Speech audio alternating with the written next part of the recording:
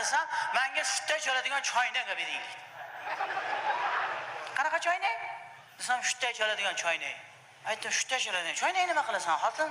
Desam, men bemalol serialimni ko'rib o'tiraman, choy qaynasa, choynakni o'zi sutda ichib olib meni chaqiradi deydi. Aytdim, sen bemalol serialingni ko'raver, choy qaynasa o'zim sutda ichib olib seni chaqiraman. Shu eskisi ham yaxshi ishlayapti. Sen yo'q, olib berasiz, qo'shnimiz olibdi. Qo'ymadi, olib berdim. Shunaqa choynak bor ekan. Ayollarimiz yaxshi biladi, erkaklarimiz kerak. Choy qaynasa, mana bu sutda ichilar ekan.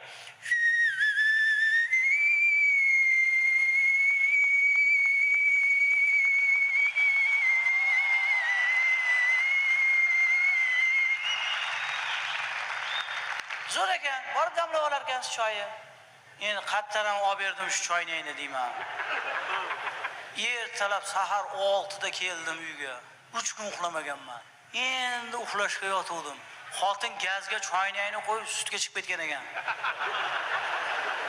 Urpay choynak sutga olishni boshlab qoldi-yu.